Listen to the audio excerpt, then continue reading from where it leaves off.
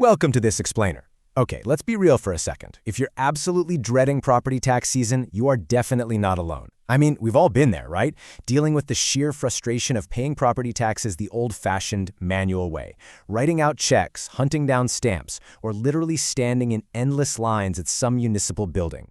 Look, these taxes are incredibly important. They fund everything from our local schools to emergency services, but actually paying them, it absolutely shouldn't be a headache. So today, we're going to completely eliminate that confusion and save you a tremendous amount of time.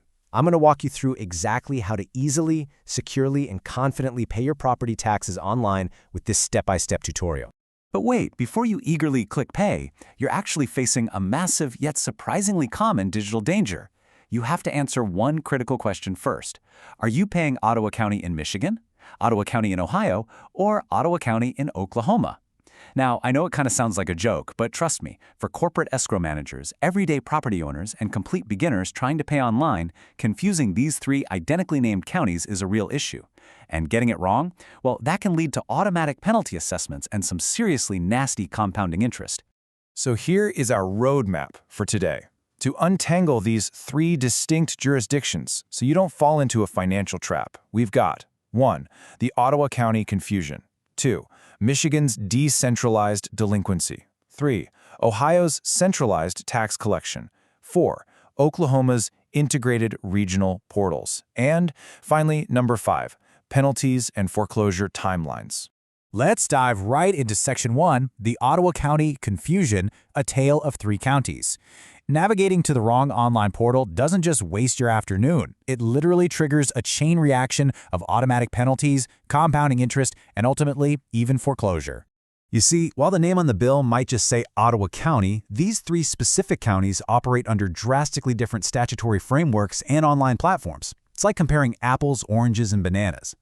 Michigan's system is rooted in West Olive and local townships. Ohio's is centralized down in Port Clinton. And Oklahoma's is managed out of Miami, utilizing a totally different regional portal. So before you even open your web browser, preparation is absolutely key.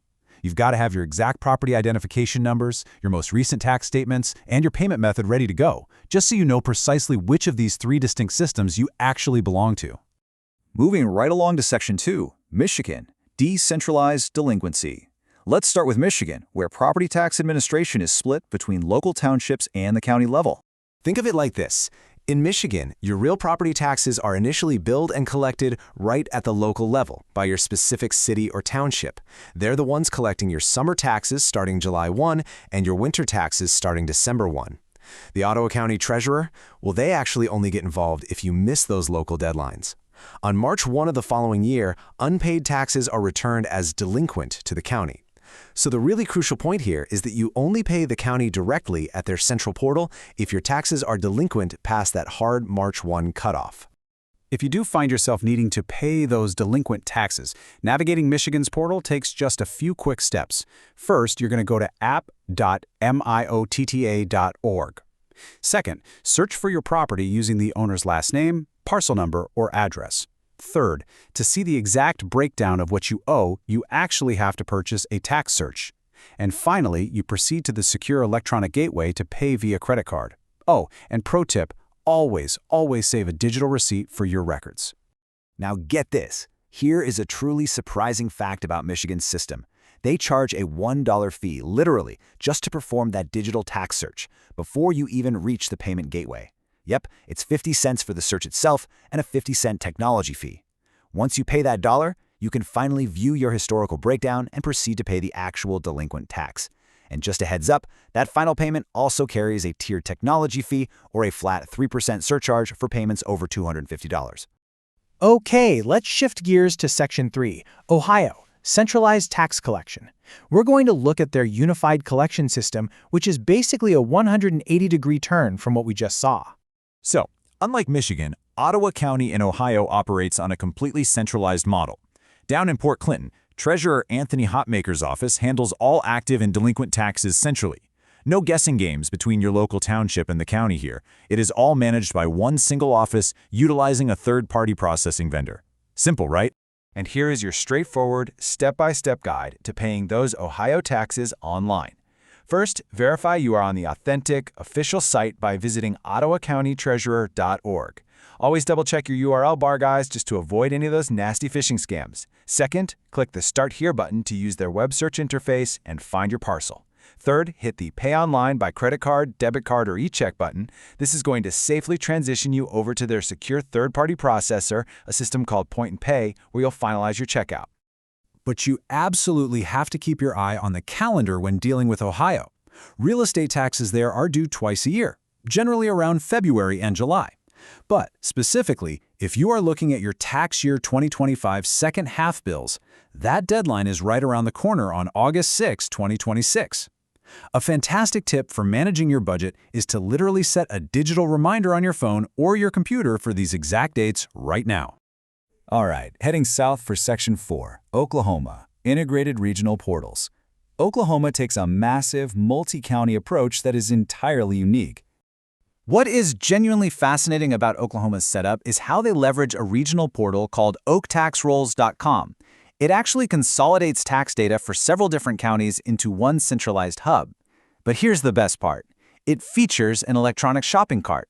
That means you can actually bundle multiple property ad valorem tax payments together and clear them all out in one single virtual transaction. Talk about a time saver. So to clear your Oklahoma ad valorem taxes with Treasurer Tabitha Reeves' office, just follow these steps. First, navigate directly to oktaxrolls.com/county/Ottawa. Second, execute a tax roll query using your owner details or your parcel ID.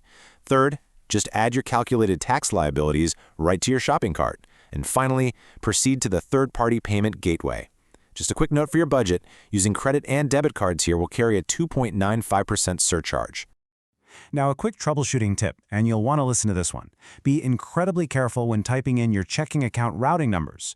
Why? Because a returned electronic check in Oklahoma instantly triggers a steep $35 administrative penalty. Ouch.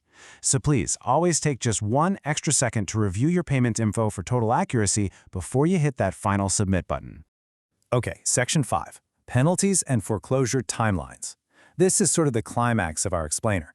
Let's look at exactly what happens to your wallet, and potentially your property, if you confuse these three systems and miss your actual deadlines.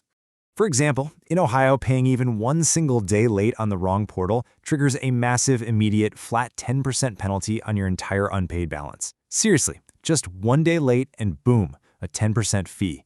That is a brutal financial blow simply for typing in the wrong URL. This table right here is absolutely vital. The stakes for getting this right are incredibly high when you look at the compounding interest and severe foreclosure triggers unique to each jurisdiction. Look at Michigan. You're facing a 1% monthly interest charge plus a flat 3% penalty with a strict foreclosure process kicking off 24 months from the delinquency date.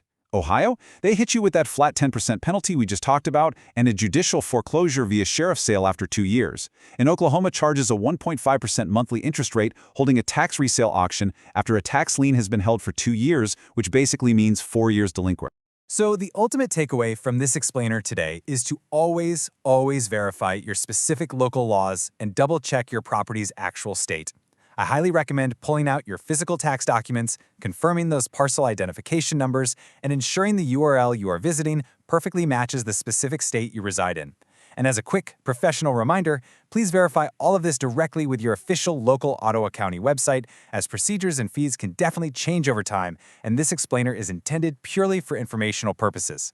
So before you enter that credit card number and hit submit, I want you to ask yourself this one final crucial question. Are you 100% sure you are paying the right Ottawa County? Because as you've seen, getting it wrong isn't just a minor inconvenience, it could literally cost you a fortune in penalties, or worst case scenario, even cost you your property. Thank you so much for joining me for this explainer. Stay organized out there and happy navigating.